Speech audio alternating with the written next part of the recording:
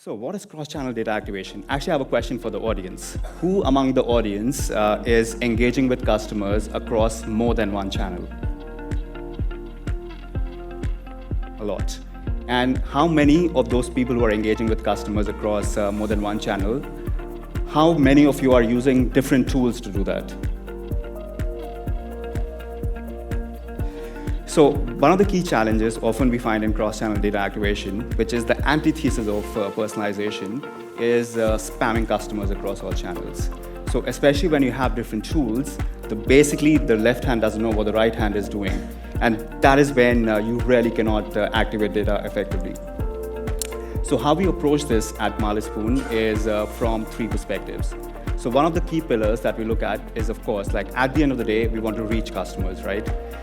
We have this internal Slack channel on our team where our customer support agents basically share information on what customers are asking for.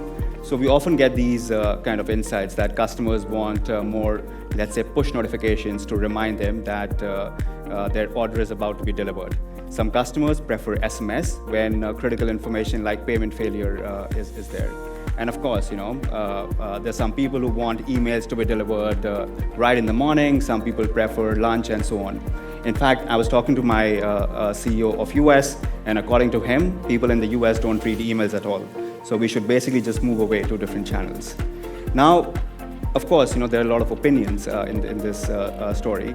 What, of course, becomes critical is that you look at your own, let's say, 360-degree view of the customer and ensure that you are activating the right channel. But basically, once you orchestrate it from one tool, you can leverage how people, let's say, who might be unsubscribed to email, then you can basically trigger SMS to them. For people who are not, let's say, looking at the app, then you deploy different channels to it. So that 360-degree view is important. The second pillar, and that was one of the key struggles we had, of course, as a marketer, there's a thin line between creating a sense of urgency and, of course, confusing people. So, the classic, let's say, marketing use case, which I'm guessing a lot of us would have experienced as well, last chance to redeem this offer. And we often get this notification, and then boom, a couple of days later, there's another last chance.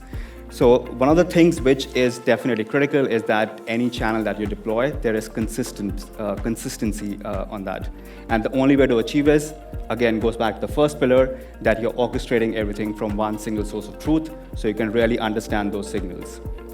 And the third, and the most important piece to cross-channel data activation to me, is that as a marketer, of course, we don't have an unlimited, let's say, supply of money. So if you look at the classic LTV to CAC, right, like as a marketer, of course, you want to increase your customer lifetime value. Whether you look at a predicted LTV or the actual LTV, you want to increase that.